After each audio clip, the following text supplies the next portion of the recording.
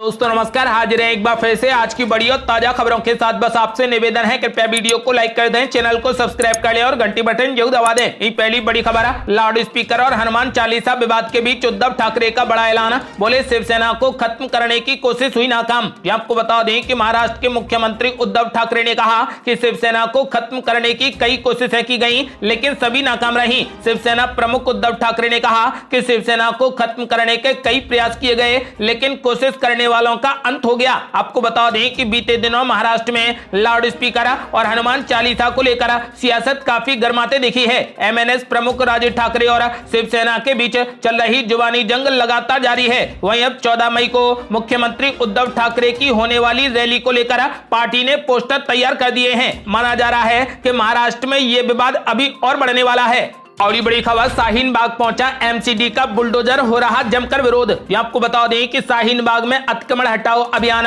सुबह 11 बजे शुरू होना था, लेकिन स्थानीय लोगों के विरोध के चलते कार्रवाई नहीं हो सकी। कार्रवाई के लिए निगम को भारी मात्रा में पुलिस बल भी मुहैया कराया गया। किसी प्रकार का उपद्रव ना हो, इसके लिए शाहीन बाग में भारी संख्या में फोर्स की तैनाती की गई। आपको बता दें कि शाहीन बाग में बुलडोजर चलते ही माहौल गर्म हो गया। इससे पहले अतिक्रमण पर निगम का बुलडोजर गरजता, लोगों ने खुद ही उसे हटाना शुरू कर दिया। वहीं लोग निगम की इस कार्रवाई पर निशाना साध रहे हैं। स्थानीय लोगों का कहना है कि इस कार्रवाई के पीछे वोट की राजनीति हो रही है। आपको बता दें कि बुलडोजर कार्रवाई के खिलाफ इलाके और सियासी दलों से जुड़े लोग प्रदर्शन कर रहे हैं। प्रदर्शन कर रहे लोगों ने कहा कि गरीबों पर बुलडोजर नहीं चलने दिया जाएगा। इस बुलडोजर के नाम से दिल्ली के लोगों को बर्बाद करने का प्लान बनाया गया है। बुलडोजर कार्रवाई से सियासी माहौल बनाने की कोशिश की जा रही है। देश कानून से चलेगा, ना कि बुलडोजर से। अतिक्रमण हटाना तो पहले दिल्ली भाजपा के अध्यक्ष आदेश गुप्ता के घर से हटाएं। संविधान के दायरे में रहकर कार्रवाई की जाए। इस प्रदर्शन में महिलाएं भी मौजूद हैं। आपको बता दें कि फिलहाल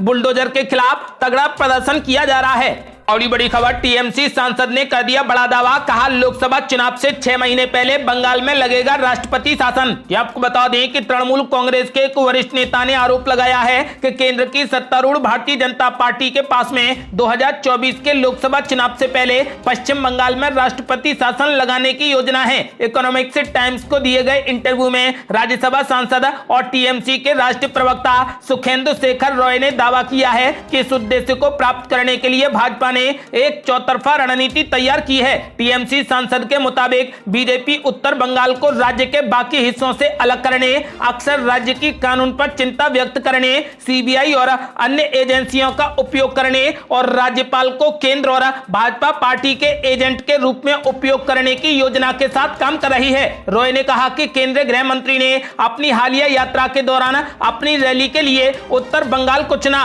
केंद्र सरकार देश के भीतर से विभाजित करने और राज्य के बाकी हिस्सों से उत्तर बंगाल को काटने की कोशिश कर रही है। उन्होंने साफ कहा है कि उत्तर बंगाल को भाजपा केंद्र शासित प्रदेश बनाना चाहती है। आपको बता दें कि फिलहाल रॉय ने आरोप लगाया है कि लोकसभा चुनाव से 6 महीने पहले राष्ट्रपति शासन लगाने और राज्यपाल द्वारा सभी कार्यकारी शक्ति का अधिग्रहण करने के लिए एक स्पष्ट गेम प्लान है, ताकि लोकसभा चुनावों में बड़ा हेरफेर किया जा सके। और ये बड़ी खबर, अरविंद केजरीवाल ने दिया विपक्ष को जोरदार झटका। 2024 में महागठबंधन में शामिल होने से कर दिया साफ इनकार। आपको बता दें कि दिल्ली के मुख्यमंत्री और आम आदमी पार्टी के राष्ट्रीय संयोजक अरविंद केजरीवाल ने विपक्षी एकता को जोरदार झटका दिया है। उन्होंने साफ शब्दों में 2024 के लोकसभा चुनाव के लिए किसी भी महागठबंधन से साफ इनकार कर दिया है। उन्होंने कहा कि उनका गठबंधन केवल 130 करोड़ भारतीयों के साथ होगा। नागपुर में एक कार्यक्रम को संबोधित करते हुए अरविंद केजरीवाल ने कहा कि वो बहुदलीय गठबंधन को कभी नहीं समझ सकते और किसी भी गठजोड़ में उनकी कोई भी दिलचस्पी नहीं है। उन्होंने कहा कि मुझे नहीं पता कि राजनीति कैसे करनी है और मुझे अनेक 10 या फिर अधिक दलों के गठबंधन और किसी को हराने के लिए बनने वाले गठबंधन की समझ नहीं है। मैं किसी को हराना नहीं चाहता, मैं चाहता हूं कि बस देश जीत जाए। आपको बता दें कि आम आदमी पार्टी के राष्ट्रीय संयोजक अरविंद केजरीवाल ने विपक्षी एकता को जोरदार झटका देते हुए साफ शब्दों में 2024 के लोकसभा चुनाव के लिए किसी भी गठबंधन से साफ साफ इनकार कर दिया है। और बड़ी खबर, केंद्रीय मंत्री ने महाराष्ट्र सरकार पर बोला बड़ा हमला, कहा शिवसेना की शादी भाजपा से तय हुई पर वो दूसरों के साथ भाग गई। ये आपको बता दें कि केंद्रीय मंत्री और भाजपा नेता राव साहेब दानवे ने महाराष्ट्र के जालना में शिवसेना पर जमकर हमला बोला। महाविकास आघाड़ी सरकार पर निशाना साधते हुए उन्होंने कहा कि शिवसेना की शादी तो भाजपा के साथ तय हुई थी, लेकिन उद्धव ठाकरे के नेतृत्व वाली पार्टी ने धोखा दिया और दूसरों के साथ भाग गई। जालना में दानवे ने कहा कि शिवसेना ने हमें मुख्यमंत्री पद के लिए छोड़ दिया, हमने इसे नहीं छोड़ा, ये लोगों को तय करना है कि वे भाजपा से भागे हैं या नहीं। इस दौरान चुटीले अंदाज में उन्होंने कहा कि शादी हमारे साथ तय की गई थी, लेकिन वे दूसरों के साथ भाग गए। और बड़ी खबर, राहुल गांधी 10 मई को गुजरात के दाहोद और केजरीवाल 11 मई को राजकोट में करेंगे बड़ी रैली। आपको बता दें कि कांग्रेस नेता राहुल गांधी और आम आदमी पार्टी के राष्ट्रीय संयोजक अरविंद केजरीवाल इस सप्ताह गुजरात का दौरा करेंगे। इस दौरान राहुल गांधी दाहोद में और अरविंद केजरीवाल राजकोट में जनसभाओं को संबोधित करेंगे। गुजरात में इसी साल दिसंबर में विधानसभा चुनाव होने की संभावना है, जहां पर पिछले 27 सालों से भाजपा का शासन है। आम आदमी पार्टी गुजरात में सत्तारूढ़ पार्टी को चुनौती देने वाले मुख्य दल के रूप में कांग्रेस की जगह लेने को प्रयासरत है। राहुल गांधी मंगलवार को आदिवासी बहुल दाहोद में आदिवासी सत्याग्रह रैली को संबोधित करेंगे, तो वहीं अरविंद केजरीवाल बुधवार को राजकोट शहर में एक बड़ी रैली को संबोधित करेंगे। और ये बड़ी खबर, ओम प्रकाश राजभर का बड़ा ऐलान, बोले दमदारी से लड़ी जाएगी 2024 की लड़ाई, बनेगा महागठबंधन। आपको बता दें कि लोकसभा चुनाव 2024 में भाजपा को घेरने के लिए विपक्षी दलों की कवायद अब शुरू हो गई है। इस बीच सुहेलदेव भारतीय समाज पार्टी के चीफ ओम प्रकाश राजभर ने बड़ा बयान दे दिया है। उन्होंने कहा कि लोकसभा चुनाव के लिए हम उत्तर प्रदेश में बड़ा गठबंधन बनाने जा रहे हैं और सभी दल एक साथ 2024 का चुनाव लड़ेंगे। इसके अलावा लखनऊ में आयोजित पार्टी के प्रशिक्षण शिविर में उन्होंने कहा कि यूपी को हमने 4 भागों में बांटा है, जिसमें पूर्वांचल, मध्यांचल, पश्चिमांचल और बुंदेलखंड शामिल है। ओम प्रकाश राजभर ने कहा कि हम लोग एक समान, अनिवार्य और फ्री शिक्षा की जनता के बीच चौपाल लगाकर चर्चा करेंगे। हम उनके ये भी बताएंगे कि सत्ता में आने के बाद हम मुफ्त में इलाज देंगे, रोजगार देंगे और प्रदेश में जातिगत जनगणना कराएंगे। ओम प्रकाश राजभर ने कहा कि 2024 में बड़ा गठबंधन बनने जा रहा है। मेरी ममता बनर्जी, अखिलेश यादव, अरविंद केजरीवाल, लालू प्रसाद यादव और उद्धव ठाकरे समेत सभी बीजेपी एंटी लोगों को एक साथ लाने की कोशिश होगी।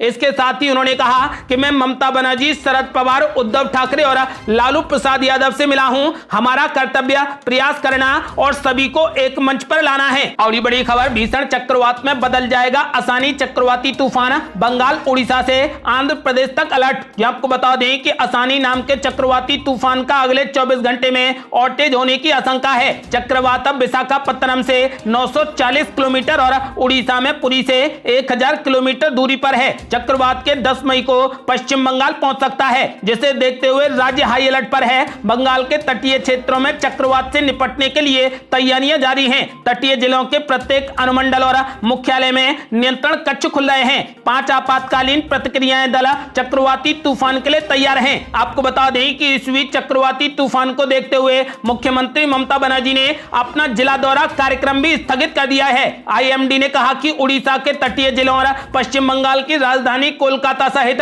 राज्य के दक्षिणी हिस्से में मंगलवार से हल्की से मध्यम बारिश होने की आशंका है। और बड़ी खबर, बुलडोजर की कार्रवाई पर आम आदमी पार्टी के पार्षद बाजिद खान का बड़ा ऐलान, बोले शाहीन बाग में दंगा कराना चाहते हैं भाजपा नेता। आपको बता दें कि राजधानी दिल्ली के शाहीन बाग इलाके में अतिक्रमण हटाने के लिए नगर निगम के बुलडोजर पहुंचे हैं और इसे लेकर हाई वोल्टेज ड्रामा शुरू हो चुका है। बड़ी संख्या में लोग मुख्य सड़क को जाम करके खड़े हैं और बुलडोजर के आगे आ गए हैं। इस बीच लोगों को हटाने के लिए फोर्स भी बड़ी संख्या में तैनात की गई है। पुलिस प्रशासन लोगों को समझाने में जुटा है कि अतिक्रमण को हटाने के अलावा कोई कार्रवाई नहीं की जाएगी, लेकिन माहौल गर्मा गया है और आम आदमी पार्टी के स्थानीय पार्षद बाजिद खान ने भाजपा पर दंगे की साजिश का आरोप लगाया है। और ये बड़ी खबर, भूपेश बघेल ने बीजेपी पर बोला बड़ा हमला, कहा बीजेपी और आरएसएस ने रैम्बो जैसी बना दी है भगवान राम की छवि, हनुमान को भी नहीं छोड़ा। ये आपको बता दें कि छत्तीसगढ़ के मुख्यमंत्री भूपेश बघेल ने भाजपा और आरएसएस पर निशाना साधते हुए उन पर भगवान राम की छवि रैम्बो जैसी बनाने का आरोप लगाया है। उन्होंने कहा कि बीजेपी और आरएसएस ने हनुमान को क्रोध का प्रतीक बना दिया है। इंडियन एक्सप्रेस को दिए एक इंटरव्यू में उन्होंने बताया कि भारत उत्तेजक और आक्रामक राष्ट्रवाद के दौर से गुजर रहा है। उन्होंने आरोप लगाया और कहा कि अप्रैल में पूरे भारत से सांप्रदायिक संघर्ष की सूचना मिली है, यहां असहमति के लिए कोई भी जगह नहीं बची है। उन्होंने यह भी कहा कि यह समय बीत जाएगा और कांग्रेस वापसी करेगी। भूपेश बघेल ने कहा कि राम हमारी संस्कृति में समाये हुए हैं, राम साकार और निराकार दोनों हैं। हमने राम को विभिन्न रूपों में स्वीकार किया है, लेकिन बीजेपी और आरएसएस उनकी छवि को रैम्बो जैसी बनाने में लगी है और उन्होंने हनुमान तक को नहीं छोड़ा है। और बड़ी खबर, केंद्र सरकार पर जमकर भड़के मेघालय के governor Satyapal Malik loud speaker विवाद पर बोले कि देश विनाश की ओर जा रहा।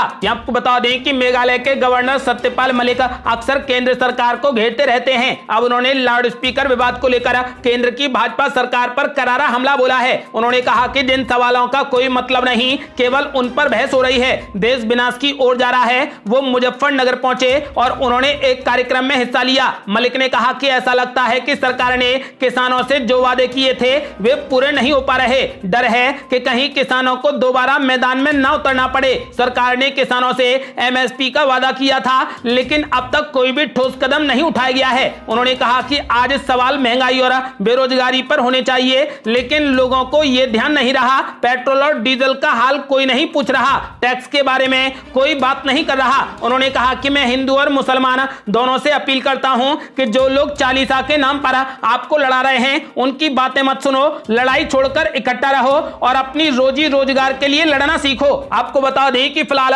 राज्यपाल सत्यपाल मलिक ने बीजेपी पर आरोप लगाते हुए कहा कि देश विनाश की ओर जा रहा है। अगली बड़ी खबर, कर्नाटक में अजान के विरोध में सुबह 5 बजे बजाया गया हनुमान चालीसा, कई लोग लिए गए हिरासत में। आपको बता दें कि श्री राम सेना के प्रमुख प्रमोद मुतालिक ने रविवार को कहा था कि कर्नाटक के करीब 1000 मंदिरों में 9 मई को हनुमान चालीसा बजाया जाएगा, जिसके बाद सोमवार को कई जगहों पर सुबह 5 बजे मंदिरों में हनुमान चालीसा बजाया गया, जिसके बाद पुलिस ने कई स्थानों पर श्री राम सेना के कार्यकर्ताओं को हिरासत में ले लिया। पुलिस के अनुसार बेंगलुरु, मैसूर, बेलगाम, धारवाड़ और कालाबुरागी सहित कई जगहों पर घटनाएं हुई हैं। प्रमोद मुतालिक मैसूर में थे और उन्होंने वहीं के एक मंदिर में हनुमान चालीसा और अन्य भक्ति भजन बजाया। उन्होंने कहा कि यह कोई भी प्रतीकात्मक विरोध या सिर्फ एक दिन के लिए नहीं है, ये तब तक जारी रहेगा जब तक सरकार मस्जिदों में लगे लाउड स्पीकरों के खिलाफ कार्रवाई शुरू नहीं कर देती है। आपको बता दें कि फिलहाल महाराष्ट्र के बाद यूपी और यूपी के बाद अब यह मामला कर्नाटक पहुंच गया है।